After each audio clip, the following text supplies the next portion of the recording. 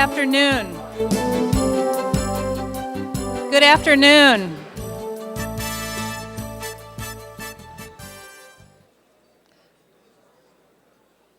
Good afternoon, everyone, and welcome to the City Club of Portland, Portland's own citizens forum. My name is Susan Hammer, and I'm president of City Club. Before we begin, I'd like to remind you, as I always do, to turn off your cell phones, your other electronic devices that beep, ring, and break into song. Before we begin our announcements, I'd like to introduce Brian Campbell, who is chair of our research board, who will give you a brief announcement.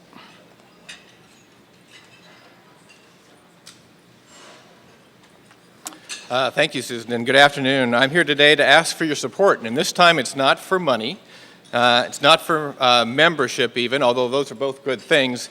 It's for your ideas. We're nearing the end of City Club's 2006 Community Scan, which is our annual effort to gather research and programming ideas for club members, from club members and the broader community. This is the major way that the club can ensure that it selects research and programming topics that reflect the interests and needs of the community. For instance, several topics suggested by previous Community Scan respondents are reflected in the club's studies now underway. In 2007, we will release reports on K-12 education finance, Oregon's initiative and referendum system, an analysis of partisanship in the Oregon political system, and a comprehensive study of Portland's business environment. In addition, topics suggested in last year's scan were considered by the Friday Forum Committee when planning the great series of programs we've all experienced this year.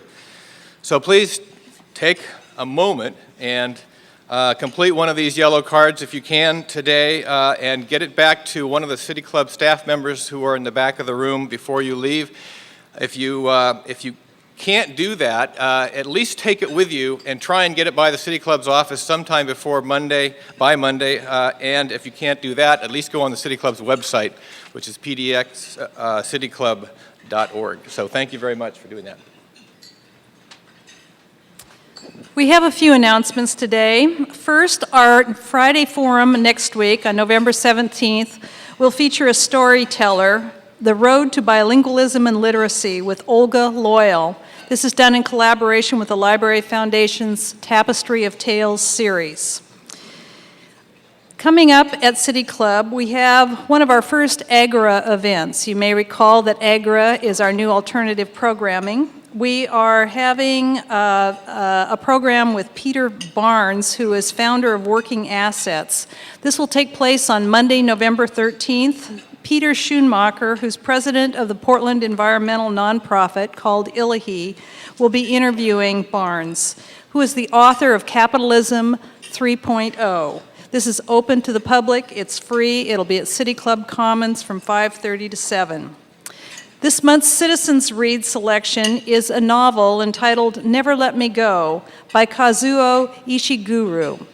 It's a novel that asks extraordinary questions about cloning and human subjects within the context of love and memory. It'll be held on Monday, November 27th at City Club Commons. You can purchase books at the back table. Information about these events and other City Club events can be found at the website Brian just mentioned, pdxcityclub.org, or in your weekly bulletin. You can also find information about membership in City Club and our television and broadcast schedule. We are delighted today to welcome some new members to City Club.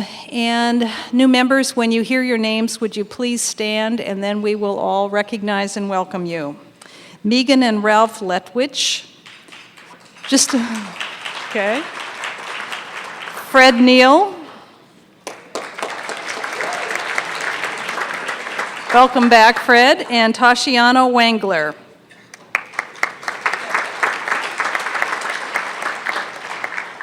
Welcome, all of you, to City Club. We are so fortunate in Portland to have great corporate citizens that help make our programs possible. Our corporate sponsors this quarter are Barron Liebman, LLP, and Zimmer Gunsel Frasca Partnership. Would you please join me in thanking them?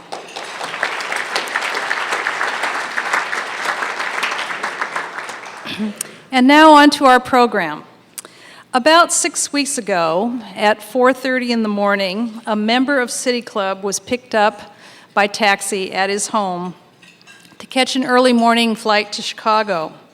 On the way to the airport, the driver went on and on about how confusing all these ballot measures are, how hard it is to know what to vote for, and then he told our member about a great resource. He said, there's this thing called the City Club of Portland, that he podcasts the Friday forums. He said, check them out. They have these great programs. They are unbiased. They can really help you understand this stuff. And he said, City Club helps him figure out how to vote. And then we hear from the guy downstairs that's doing the valet parking in front of the Governor Hotel that he always goes home at night and catches City Club on OPB. Now this is exactly what we are here for, to provide services to both our members and to the community. Our members and staff have a lot to be proud of this year. And I'd like to take a moment to recap the incredible work that we've done during this election season. We have produced 4 thoroughly researched ballot measure studies that have been quoted by the media and accessed by many members and citizens online. The club produced a solid and absolutely brilliant report on the city's fire and police disability and retirement program, passed a resolution supporting the FPDNR ballot measure, and advocated for the ballot measure, which was passed overwhelmingly by the voters. City Club has taken positions on Measure 39, dealing with eminent domain, Measure 40, dealing with electoral districts for appellate judges, Measures 41 and 48, which would have restricted tax revenue available to the state, and Measure 43, dealing with parental notification for minors seeking an abortion. The voters agreed with City Club on all but Measure 39. This research and advocacy was all done by volunteers, all of whom are City Club members, and by our City Club staff. And at this time, I'd like to take a moment to show our appreciation for the person who was primarily responsible for guiding our research effort, our policy director, Wade Fickler. Wade, would you please stand? He's in the back. Thank you, Wade.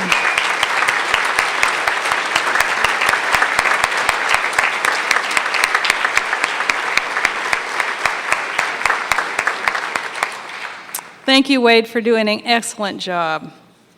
In addition to the research, City Club has held excellent Friday forums on ballot measures 43, 48, 46, and 47. I've heard from several people that after hearing the debate, they had their minds changed. They voted differently than they would have without this information. City Club held 2 candidate debates, one between Jeff Cogan and Lou Frederick for the Multnomah County Commission, and of course, the most influential and well-publicized gubernatorial debate between Ron Saxton and Governor Kulongoski. Editorial boards from across Oregon contacted City Club when doing research on ballot measures, and they quoted our reports, especially the FPDNR study. Volunteers and staff met with local editorial writers and radio commentators on a variety of ballot measures. So today is the culmination of months of great work and exciting programs at City Club. Our program is entitled Decision 2006 in Review, Who Won, Who Lost, and What We Learned. Our panel today represents different interests and different clients, but they do have a lot in common. They all live and work in Portland and have clients in other parts of the country.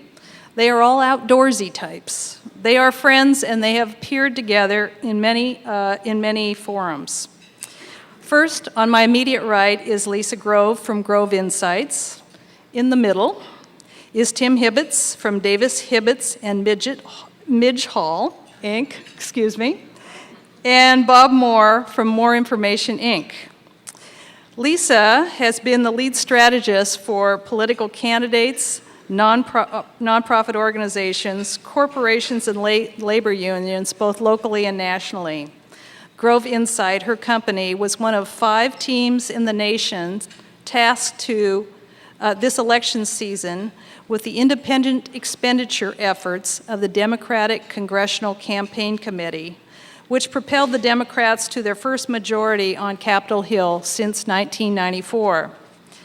Grove Insight was the pollster and lead strategist for winners Ted Kulongowski and Congresswoman Darlene Hooley. Ted made clear that Lisa was one of 3 consultants that he credits mostly for his win. She provided the polling and the message strategy to help defeat measures 40, 41, 43, 45, 46, and 48, and to pass measure 44. Grove Insight has the best initiative record of any similar company in the country, 54 wins and only 6 losses. Is it any surprise that Lisa has a touch of laryngitis today, which you will soon hear? Grove Insight has conducted polls and moderated hundreds of focus groups for presidential, senatorial, and gubernatorial candidates, including Vice President Gore and Bill Bradley. Lisa, in her spare time, is a hardcore mountain biker. She rides with the big boys, she likes to go uphill, and she doesn't mind getting muddy. She's also an exceptional pumpkin carver. Her Bush and Cheney pumpkins have been the marvel of her neighborhood.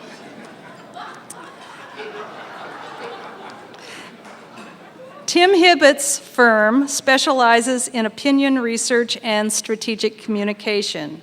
It is independent and nonpartisan and does not conduct campaign research in Oregon that may conflict with Tim's work for his media clients.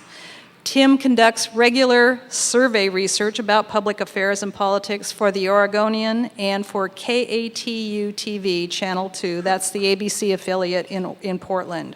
Tim has over 25 years of experience in all phases of opinion research, including questionnaire and sample design, analysis, and presentation of data.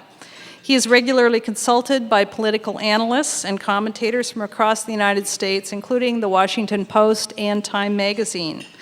Tim is an avid backpacker, having completed 354 discrete trips of 1 night or more, all counted and recorded. He has a goal of 500. He figures he has spent 3.5 years of his life in a tent, and believe it or not, Tim seems to be a numbers guy. Finally, on the far right is Bob Moore, founder of More Information, which he founded in 1981. It is a full-service public opinion research firm with offices in Portland and the Washington, D.C. area. Bob has conducted thousands of successful market and public opinion research projects for corporations, government agencies, and for campaigns. In 2006, he polled for the following candidates. This is not an exclusive list, but these are some. Ron Saxton for governor, Greg Walden for Congress. In Washington, Mike McGavitt for U.S. Senate. In Idaho, Butch Otter for governor. And in Montana, Conrad Burns for U.S. Senate. And he's worked on a number of ballot measures and congressional candidates outside of the state of Oregon as well. Bob has served as chair of the Metro Area Salvation Army Advisory Board and as president of the OSU Alumni Association. He's also a hiker, sometimes with Tim, but claims that he hasn't spent anything close to 3.5 years in a tent. In the last few years, he's climbed the 3 highest peaks in the lower 48. He has a goal, these guys all seem to have recreational goals, of climbing another 4 to 5 peaks in the next few years. So our format today will be that each person will present their thoughts for 5 minutes or so, and then they will engage in interesting and enlightening banter. At some point, maybe sooner rather than later, depending on the quality of the banter, I will ask for questions from the floor, from the microphone over here.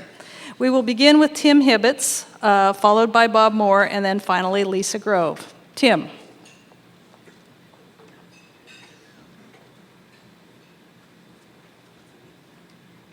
Thank you very much. I would be remiss if I didn't note, at least from my position, that Lisa asked to switch from my right to my left, so Bob went from my left to my right, thereby, I think, indicating their general political philosophy. But what I wanted to say more importantly is I know both of these people. I've known them for years. Oregon is really blessed, although some folks might argue the other way, to have a tremendous amount of political talent and skill for a state this small. And I think we've got two, actually, the best partisan polling firms in the United States represented on this dais or on this over by the table here. And that's pretty amazing for a state that only has about 1% of the country's population. It is true I've spent 3.5 years in a tent, maybe more. So what I'd like to talk about now, though, and I think you're probably going to hear a lot of the same thing from the three of us in brief presentations, is the bottom line is this election was a rejection of the Republican Party under George Bush, a rejection of George Bush, really, but I think to a lesser degree, but a very clear degree as well, a rejection of the Republican Congress. The numbers are pretty bad for the Republicans. There are still a few seats that are uncertain yet, but they lost about 30 House seats, give or take 1 or 2. They lost 6 Senate seats. They lost 6 governorships. They lost numerous state legislatures and lost a lot of seats in state legislatures generally. That's, by any qualification in my book, qualifies as a wave election. Not a realignment election, but as a wave election.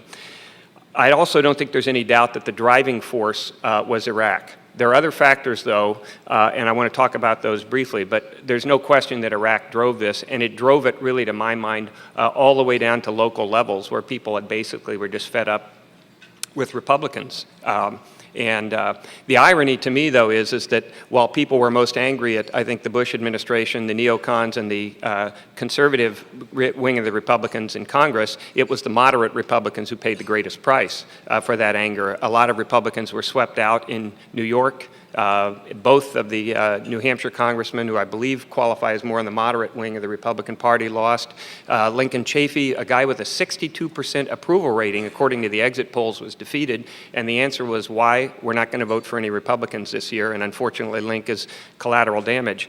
So I think Iraq was a driving factor, but I also think there were some other factors. There's no question that corruption was an issue. I don't think it was the issue, but I think it hurt the Republicans. I also think that something we've talked about, and Lisa and I have talked a little bit about, is this middle-class angst.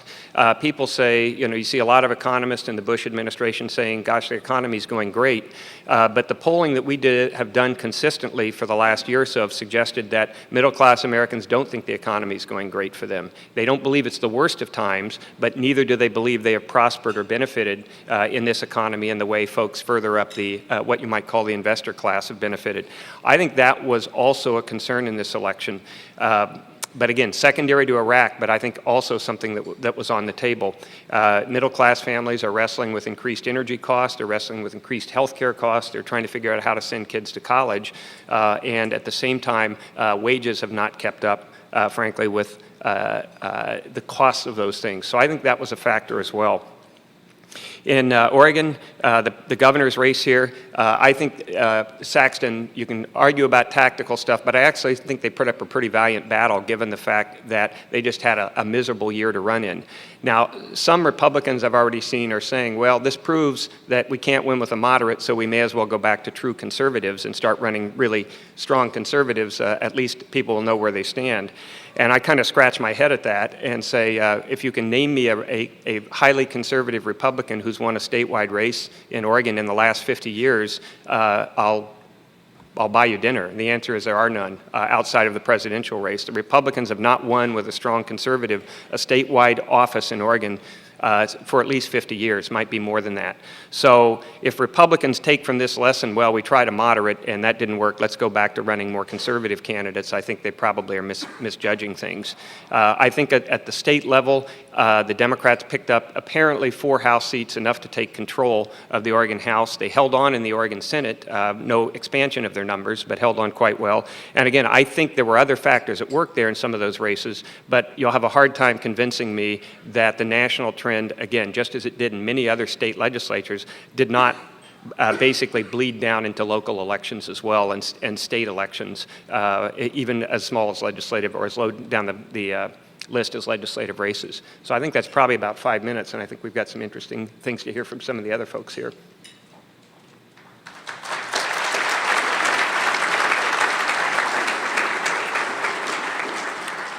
Let me just tweak a few things that Tim said. I agree with him. This was a big wave for the Democrats. It was certainly not a realignment. It was basically an expression of voter discontent with President Bush's management of the Iraq War. And among Democrats and independents, our polls, as well as national polls, showed that the Iraq War motivated and caused Democrats to not only turn out in larger numbers than usual, they also voted more loyal to Democrat candidates than they have in the past. While at the same time, independents voted more widely for Democrats than they generally do. And Republicans were less motivated. I think you're going to see nationally fewer Republicans turned out than is typical in a non-presidential year. They were less motivated and they were less loyal to their own party's nominees. The Democrats took advantage, though, in some other ways. And I know Lisa was on the inside of this. The Democratic congressional and senatorial committees were probably the best organized and well-run that they ever have been in history. And I know the Democrat Senatorial Committee put twice as much money as the Republican Senatorial Committee put into Senate races, which never happened to my knowledge. As far as House and Senate races, I think we can say there were 8 House members and 1 Republican Senate member that lost because of their own personal scandal-related issue, but everything else I think you can contribute largely to the Iraq War. The most interesting finding for me in all of the exit polls, when they ask what was most important, national or state and local issues, 60% of the voters said national issues were most important, 34% said state and local issues. And I don't know if Lisa or Tim can remember, but I don't ever remember a non-presidential election where people saying national issues outweighed state and local issues. So from that standpoint, it was a truly unique election. As Tim said, there was a Democrat wave here in Oregon too, and of course that helped the governor get reelected and helped the Democrats gain control of the state house. And I think when all the numbers are in, you're going to see that Democrats turned out in a higher percentage than Republicans did, which I don't know if that's ever happened before in history. A couple things really typified this whole national wave to me in our polling. I went back on Wednesday and looked at the 10 most highly contested legislative races in Oregon this year. Independents voted for Democrats this year by a 28-point margin. I went back 2 years ago and looked at the 8 most highly contested legislative races. Independents voted for Democrats over Republicans just by 8%. So by a 20% margin, independents were more likely to vote for Democrats than Republicans in legislative races this year, and that's basically attributable to the national environment. Some polling that we did for the Saxton campaign let us know that we were in serious trouble. 2 weeks out, we asked respondents to our poll, which candidate do you think would do best addressing a number of issues? Saxton led Kulingoski on who would do the most to improve schools, 37-34. On the issue more likely to make the changes we need in state government, Saxton led 2-1. Who is more likely to cut waste and bureaucracy? Saxton led 3.5-1. Who is more likely to keep taxes down? Saxton led 4.5-1. Who is more likely to stop giving driver's license to illegal aliens? Saxton led 12-1. At the same time, he trailed in the poll by 7%. He was leading on all the issues and yet trailing in the polls. Again, an example to me of the national environment dictating the outcome of this race. Another factor that played a major role in the governor's race here is the mood of Oregon voters. A year ago, when the campaign was getting started, if you were to ask voters, are things going in the right direction or off on the wrong track, we found 32% said right direction, 54% wrong track. As late as June, we had 28% who said right direction, 56% wrong track. Now those kind of numbers, you have serious incumbent vulnerability problems, and you should have a governor that's very vulnerable. But I don't know if you saw Tim's poll late in October. At that point, the mood had shifted to 42 right direction, 41 wrong track. There was a significant shift in attitudes about the state from June until Election Day that also was a dramatic help to the governor. So, in summary, I would say the president and his management of the Iraq War resulted in this major Democratic wave. Nationally, that also resulted in Democrats picking up the House in Oregon. And the national Democratic wave, along with the improved mood of the voters in Oregon, led to the governor's reelection. With that, I'll turn it over to Lisa.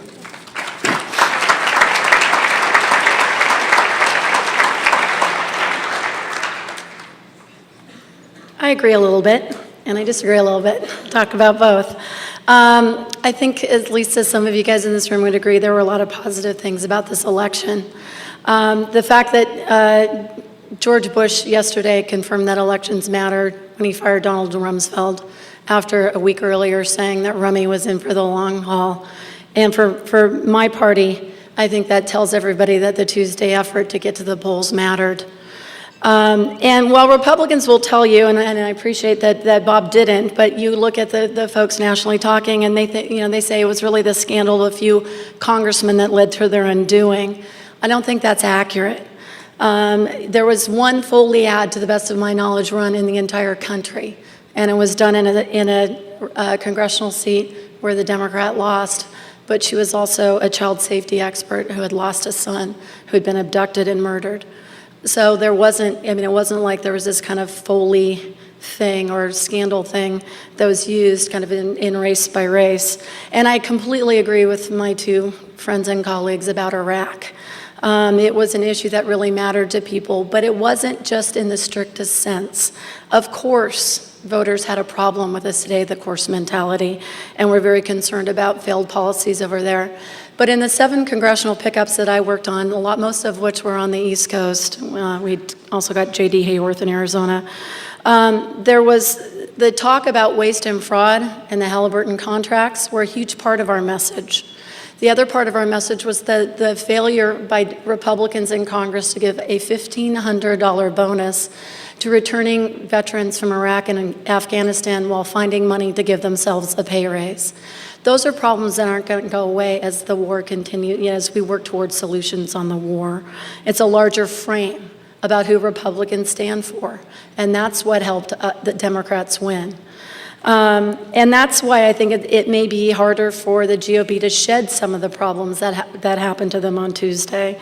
They got in trouble for turning a blind eye to corporate malfeasance, for aiding and abetting big oil's profiteering while voters were getting gouged at the pump, record giveaways to prescription companies when people were paying more for prescription drugs. All of those things, in my view, had a huge, huge impact on why Republicans lost on Tuesday.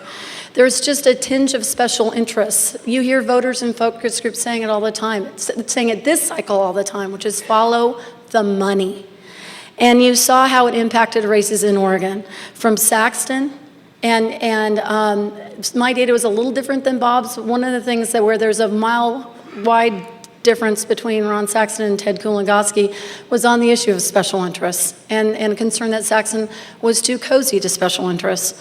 But when you look at the initiatives in Oregon, the legislative races, the voters are fed up with wealthy out-of-state interests trying to dictate how we run our government in Oregon, and they sent that message on Tuesday night. The Democrats have one thing they got to do: get results fast. This electorate is absolutely sick of platitudes and empty promises from both sides.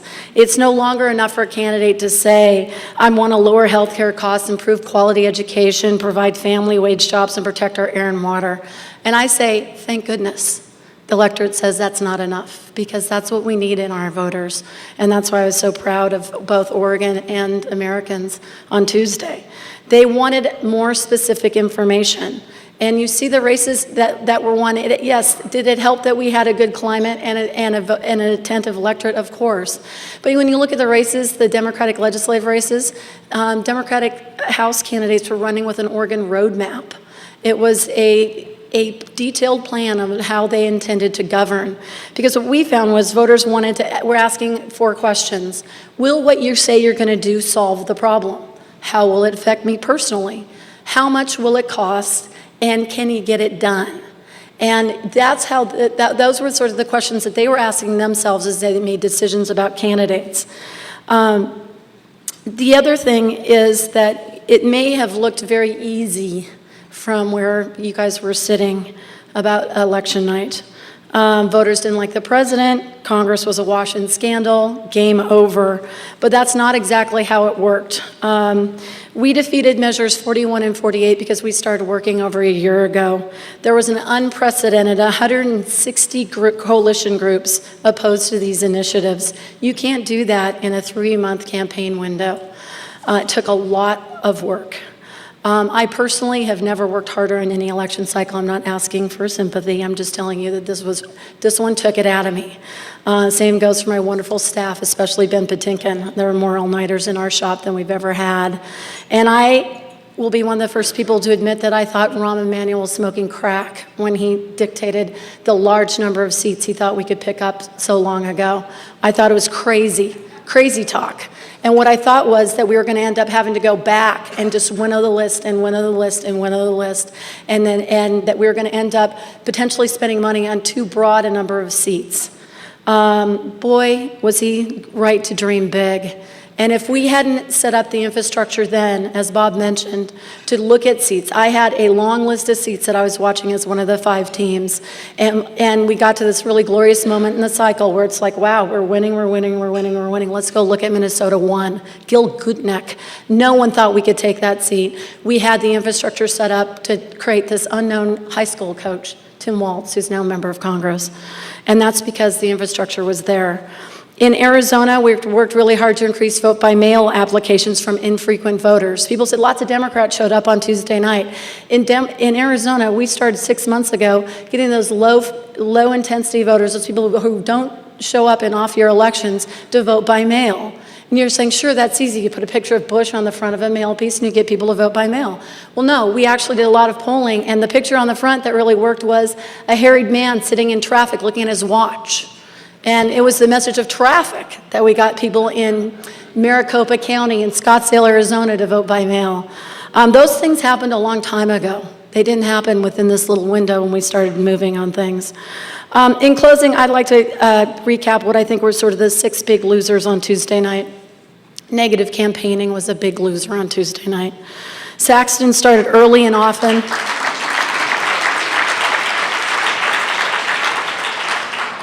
And he didn't get any traction. Making the decision to use a candidate to deliver the negative, I think, only made matters worse.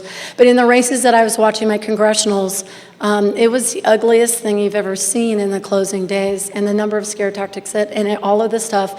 And I was just looking at it going, it's too over the top, it's not going to work, and it didn't. Another loser, I think, was the anti-choice movement.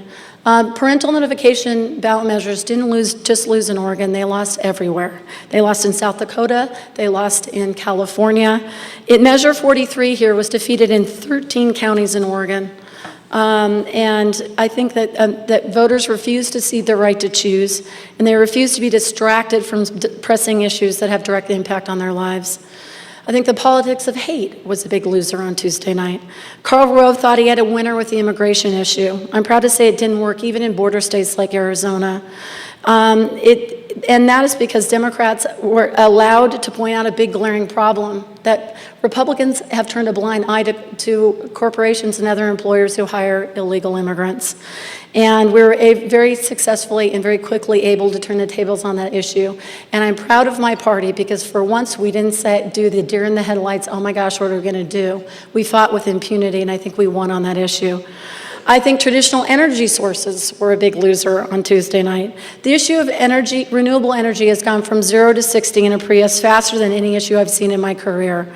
I'm sorry that it had to take a war and high gas prices to get there, but this is now, the transition to alternative sources is now something that voters are actually demanding, and that was not the case a couple years ago.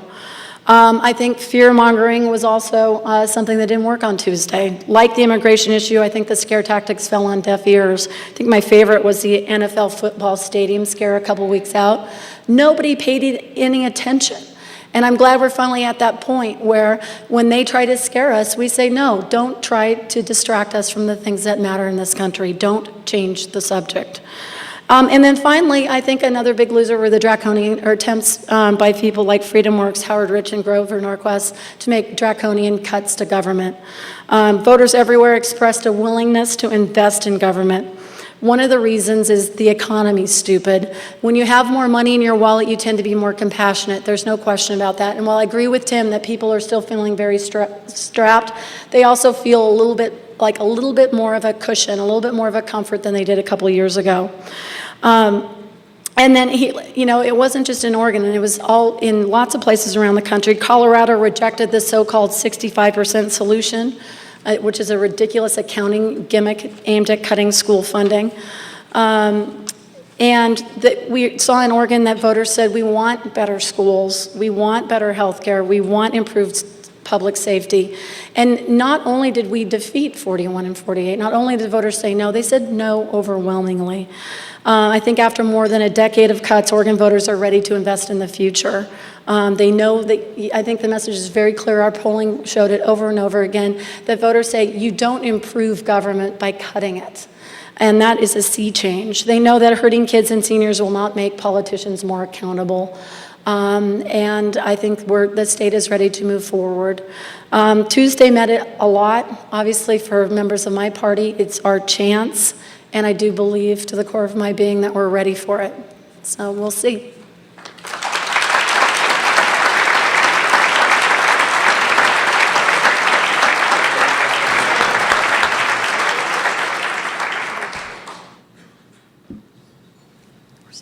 Okay, we're supposed to banter, right? Okay, okay. First, I guess, as the pseudo moderator in the middle here, I'm going to get out of the way of the fire, by the way, in a minute. I agree with most of what I heard, but I do want to make a couple of observations, and I make them with all respect to my esteemed colleague on the left here, and that is that when I hear things like the voters rejected negative advertising, et cetera, et cetera, et cetera, I sort of step back a little bit because I think the Republican ads were meaner. I'm willing to acknowledge that, but let's not pretend that the Democrats didn't run negative ads. I think that, frankly, had the Democrats run negative ads, and they did, in a good year for Democrats, people are going to respond to those. If this had been 02 or 04, the Republicans could have run the same sleazy ads, frankly, and been successful with them. So I don't see that there's any great sea change in Americans rejecting negative advertising or saying, gosh, we finally wised up about that. I just think that that the rejection was not as much of negative advertising, though I think some of the stuff was absolutely over the top, but I think rather it was more a rejection of the Republican Party and this administration in this year. 2 years or 4 years from now, if the Democrats do not produce and they're in the majority, the Republicans will be running the same scurrilous ads and they'll be successful with them. So call me a cynic, but if you look back in American history, I think you'll find that's probably the more accurate pattern rather than the pattern that simply voters have suddenly decided that negative doesn't work. I disagree. That's my take. Yeah, I think we are seeing a change, and I think it's slow, but you look at, I think it's been accumulating. There used to be, the adage in our world is negative works. And if candidates get nervous or in trouble, that's what they do. They fire back hard. And I think increasingly it is with repercussions. And we looked at the negativity, and you can look and see, you can plot candidate strength in a number of races, regardless of what the year looks like, and you can see where the line crosses in terms of negativity and candidate support. Negative campaigning is becoming more of a character issue than it has in the past, and while I'm saying that certainly my party did tons of negative ads, but I do believe that things are changing. I just say I think voters are more discerning of advertising in general, and just throwing up mud these days doesn't work like it did 20 years ago. If you're going to go after the opponent, it's got to be factually based, and it's got to be something that's not over the top. But we found in a number of cases that going after the opponent in a factually based way still works, and it can be very effective. Agree with that. Okay, more banter. Lisa is cueing me here. Well, what would you like to banter about? It's sort of cruel that you guys invite us like 3 days after the election to be like cute and funny. I just want to tell you that right now. Yeah. To paraphrase Jon Stewart, we're not your trained monkeys. We can't be funny on demand. So, especially when, I don't know about you, Bob, but I'm just a little weary. You're cute. You may not be funny. You're cute too, Bob. I did want to make a couple of other points, so I'm going to banter briefly. And that is, if you look at the combined congressional vote as of now, and I think they're still counting, but basically about 56% of the voters who went out voted Democratic in the federal races, about 44% Republican. That is the largest margin since, I believe, 1938, and had, to be blunt, the Republicans in particular, but both parties to a degree, not redistricted districts in such a way as to make them non-competitive. Republican losses would have been considerably larger had we, say, been in the same political kind of redistricting as we were 20 or 30 years ago. That's not to say it's a good or a bad thing that they've made fewer districts competitive. I happen to think it's a very bad thing. But the reality is, if you look at the historical numbers, the Republican losses could have been 65 or 70 seats had we been in the same redistricting model as we were, say, 20, 25 years ago. Especially when you think about California. I mean, Yes. California there was just very little change there, and that wouldn't have been a place that would have meant a huge number of pickup seats. Susan, it looks like we've got people lined up. When I asked, maybe we should just go to that. Our first question today will be asked by board host Jake Okenberg.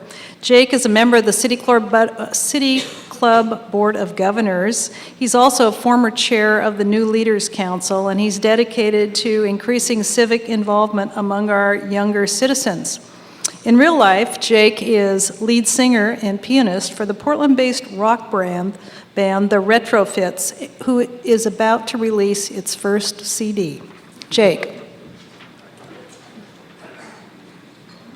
I don't have a music question, though. The question that's on my mind, I saw a Reuters story yesterday, I believe, highest youth voter turnout in 20 years. I haven't heard any discussion about that, and I was wondering if in Oregon or the U.S. as a whole, how much you saw, if at all, youth turnout looks like at least going up slightly, playing any difference in this election. And locally here in the state of Oregon, by my count, there was 6, maybe 7 members of the state house elected under the age of 40 or 40 or under, including a city club member, Ben Cannon, who I'm good friends with, who's 30 years old. How did you see the under 35 and the 18 to 24 vote playing into this election, if at all? I didn't see it have much impact at all. I mean, they turn out in very low numbers, so if you had a 50% increase, you'd have 10% voting instead of 7% in terms of the total electorate. That's not the exact figures, but they are very much less likely to turn out than their elders. Well, being the guy in the middle, I'll nuance again and say I generally agree with Bob. I think it probably made some difference around the margins. I think there may have been a race or two here or there that the Democrats perhaps took that they otherwise wouldn't have taken. But and I'm thrilled to see, by the way, the increase in the youth vote. But let's not get too worked up about it. They still vote in numbers far, far below, say, folks over age 55. Until I see it consistently and see it consistently going up, then I might get a little bit more enthusiastic about it. Yeah, statewide, the population of 18 to 34s is about 30% of the total population, and it represents about 10% of the vote. Yeah, sometimes when we're in tough races, we look for what we call secret pools of voters, and I'm sorry to say that young people still fit that category because they're very expensive to reach and hard to communicate to. Busy people, cell phone users, not the easiest to kind of get to and communicate. In Arizona, we very specifically targeted those for vote by mail. Janet Napolitano, a client of mine, is extremely popular with the young crowd. They call her JNAP. And we use this sort of JNAP aura to try to get young people to participate. And that was one of the things that made a difference in the pickup seats we had in the legislature down there. We'll move to the question and answer part of our program. A privilege of membership in City Club is to ask a question. Please direct it at a panelist if you'd like it to be answered by one in particular. Keep it at 30 seconds or less. It's a question, not a speech. It should end with a question mark. Go ahead. Hi, I'm Tamsin Wassell, City Club member. This is a conversation that Wendy Rademacher-Willis and I had on Wednesday, and for Bob Moore. Kind of the surprise to us was that Rumsfeld resigned the day after the election. Wasn't it clear to Republican strategists that the Iraq War was a big issue prior to the election, and wouldn't that have been a better card to play prior to Tuesday than after Wednesday? Yeah, it would have been better for him to resign in July. I mean, what you're finding is George Bush's resoluteness served him very well after 9/11. It doesn't serve him very well under the current circumstances in the Iraq War.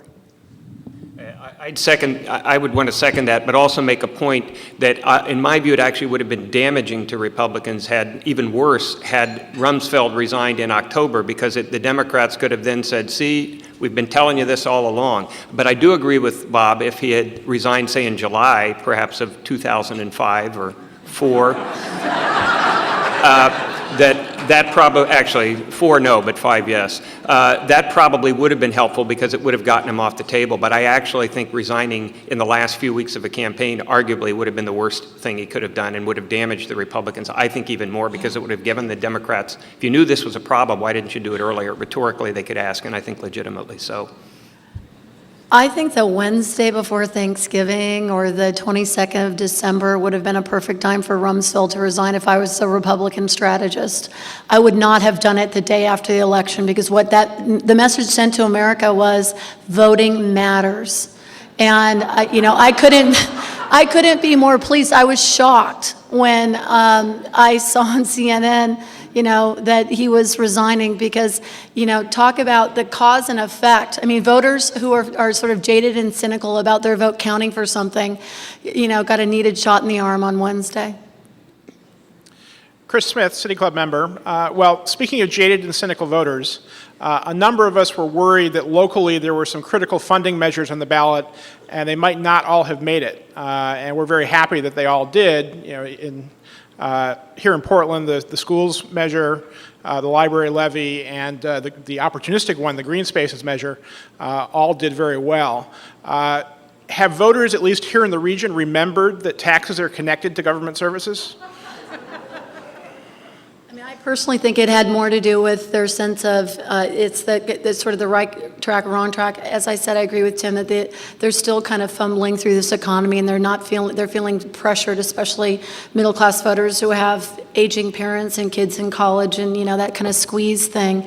But they are feeling, I think, much more optimistic about the future of the state's economy and the local economy, and that generally tends to have a huge impact on how they're going to support funding measures. I mean, they're thinking, kind of through their wallets first and foremost, I believe.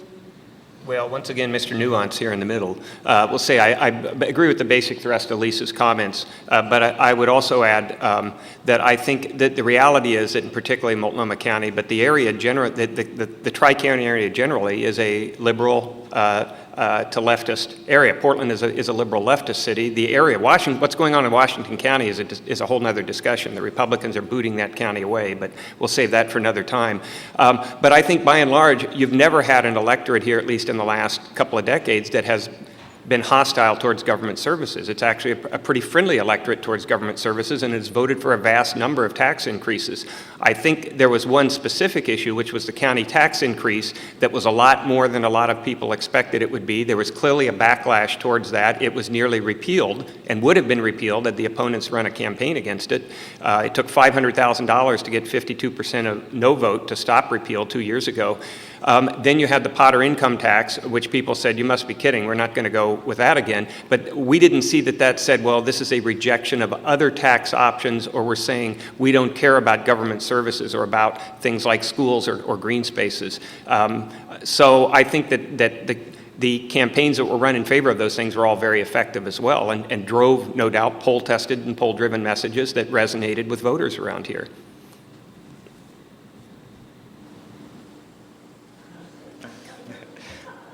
David Mandel, City Club member.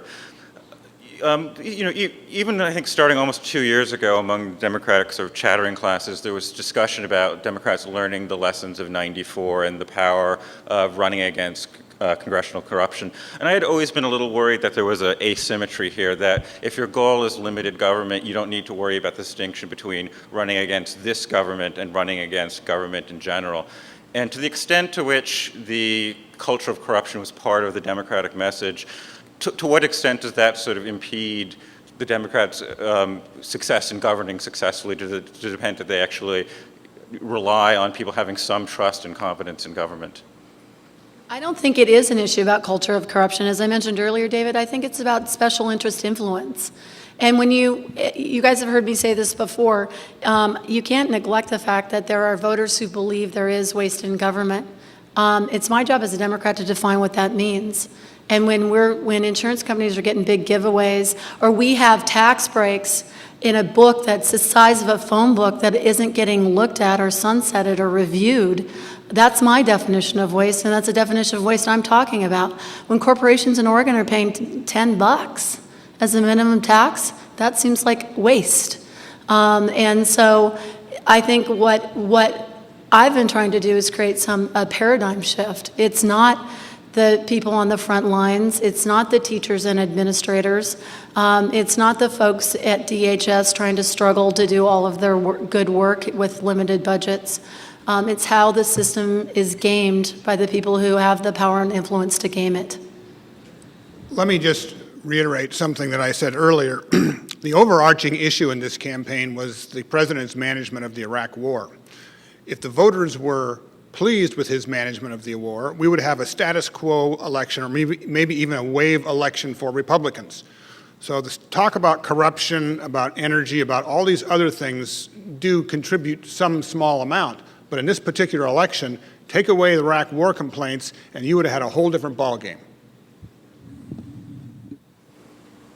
Susan Pierce, member, I'd like to revisit with Tim an answer that you gave me several years ago, but I'd be happy to hear from the other two of you as well. I have actually forgotten my question, but your response was, not to be mistaken, President Bush is very smart.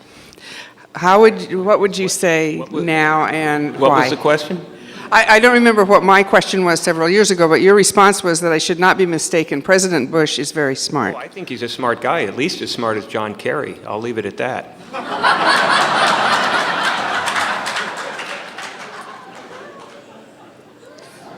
And that's all?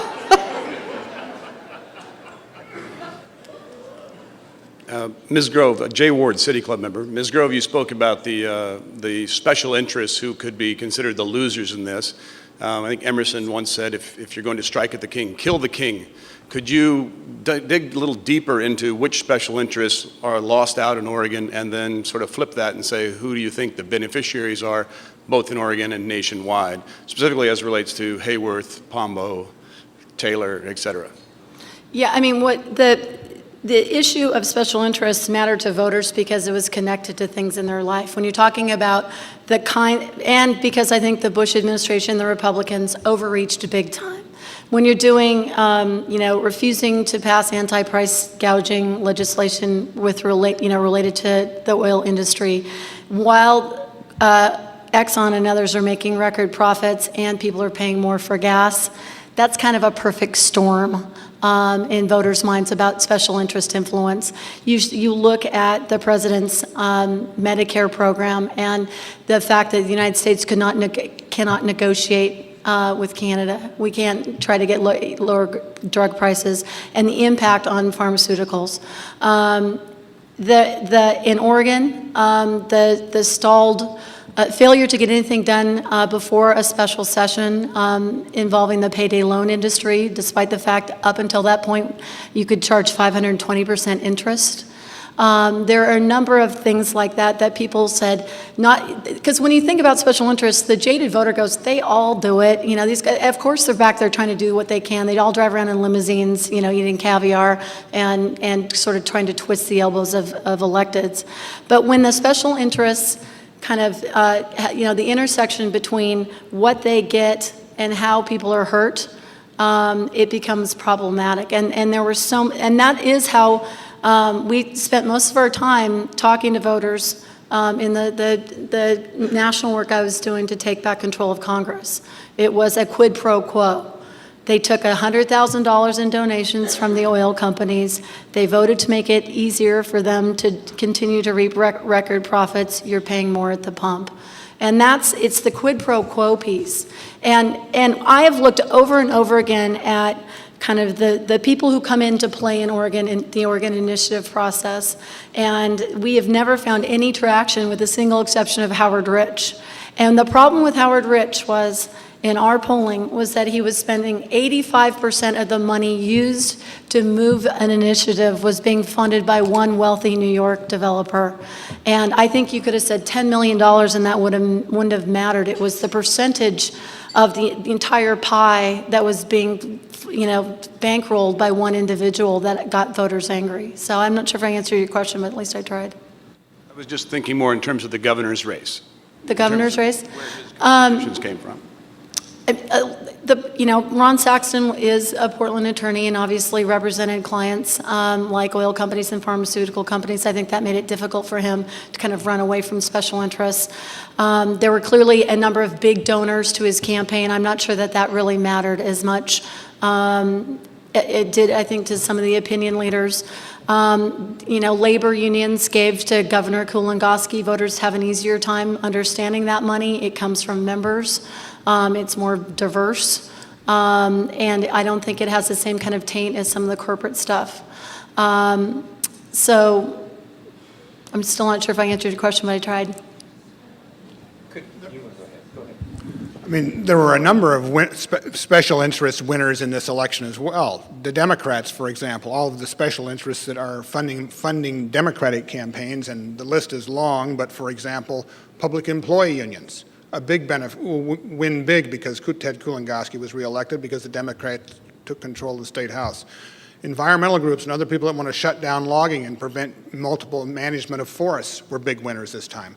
If you give me another 5 minutes, I could come up with a whole laundry list of Democrat special interests that, gave a lot of money to the governor and will get a lot of benefits about having him and the other Democrats elected this time. Well, if I can make an observation on that as well.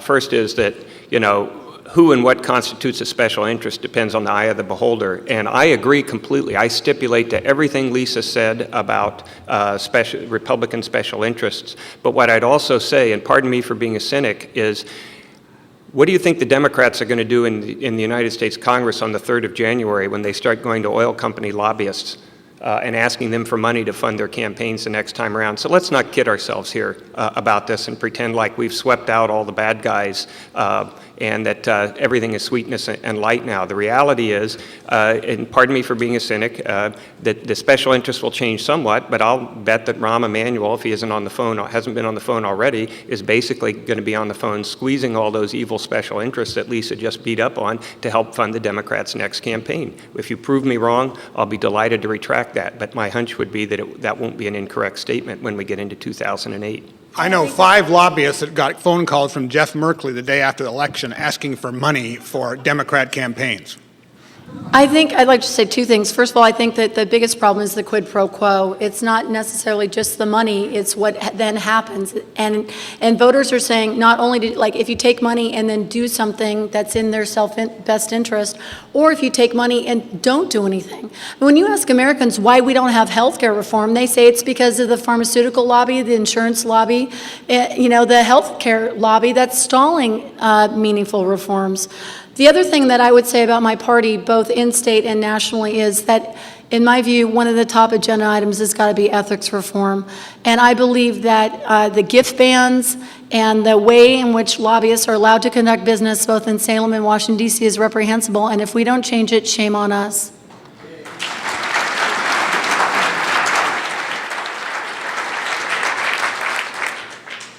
My name's Walt Roberts. I'm a City Club member. I'm also a backpacker. Just got done backpacking with Ben Patinkin earlier this summer and did 500 miles on the PCT, September and October. That was 30 days under a tent. Okay. At one shot. The question is, Iraq War, is there a poll or visibility into the unilateral, not listening to other opinions, sort of polarized approach to decisions being made about the conduct of that war, the conduct of doing business in government, characterizing the Bush administration as just not listening to anybody and being arrogant about it, and on contrast, the bipartisan, more cooperative way of going about. Is there a similar change towards bipartisanship that has ground, like rejecting the negative ad, Lisa, the way you've characterized that? Yeah, I think that people, and you saw Nancy Pelosi with what I thought was a pretty huge olive branch. She's trying to, kind of shake out there on Wednesday morning. The other thing that I've seen is, in terms of public opinion, I don't know if you guys agree or disagree with me on this, but generally Americans have a tendency, when you look at just the American electorate as a whole, not to care too much about what other countries think of us. And I've seen a big sea change, because what they see is this kind of unilateral kind of forging ahead into Iraq at the expense of world public opinion in a way that importantly makes them feel less secure at home. And this kind of go it alone strategy is one that I think has made Americans feel more insecure. The other public opinion piece that they think sort of internationally that I'm seeing now, and I think it's important for us, is that voters are looking over their shoulders at countries like India and China and their ability to train engineers, to teach math, to do sort of education in ways that are different than us. And they say, hold on a second, we need to be training the next generation of engineers. We need to be doing these things. What can we do better in order to compete globally? Maybe what I heard the question was, is there grounds for more cooperation and getting along? Is that, I mean, we tell our clients, and I'm sure Lisa does too, if you want to be successful, you got to be seen as cooperating with people, and you got to be seen as solving problems. Where all this fighting is coming from is difficult. Well, it's not difficult, but I mean, that's the wrong approach for either side. The elected person who is seen as a conciliator, a problem solver, and working with others is going to be much more successful than the one that's seen getting in fights. That's why Wyden and Smith statewide that's one of the number one things you hear when you say, what do you like about Ron Wyden, what do you like about Gordon Smith? Well, they work together. And that should be the norm, and at least from what the voters are telling us. Could I add one more thing to that? I think it's pretty important, and that is, the last two election cycles, Karl Rove has basically had this playbook that you polarize the electorate and that you turn out more of your folks than the other person and build your own kind of base on the wing. And that worked in 2002 and 2004, but one of the things I think that my two colleagues agree upon is that in the long run, American politics returns to the broad center left or center right.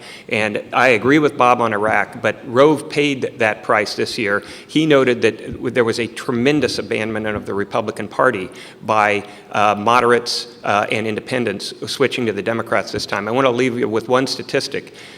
There was much made in 2004 that George Bush, he won because he ginned up the base and they got all these new voters out, and I accept that, but for each reaction like that, there's a counter-reaction on the other side. The Democrats also ginned up their base. John Kerry won the vote of moderate voters, which was 35% or so of the electorate, by 52 to 47%. Had he won that vote 55% to 44% or 56 to 43%, he would be president today, and Rove's base election of 2004 would have been consigned to, as somebody else once said in different circumstances, the ash heap of history. So the point I make is that in the broad middle is where the action is going to be over time, and I think Rove probably made a longer-term miscalculation about the Republican Party, and I think you're going to see, if the Republican Party wants to survive, they're going to adopt the kind of model that Bob's talking about. And I'm not talking about trying to become, soft Democrats or something, but I think that the sharp partisanship and the really in many cases extreme politics I think are going to have to go, period. I'm sorry to say we're out of time. I'd like to, on behalf of City Club, thank our panelists, Lisa Grove, Bob Moore, and Tim Hibbitts, for a really interesting and enlightening discussion. I'd like to thank our members and guests for your participation here today, and our television and radio audience for your interest in City Club of Portland. Thank you all for coming. We are adjourned.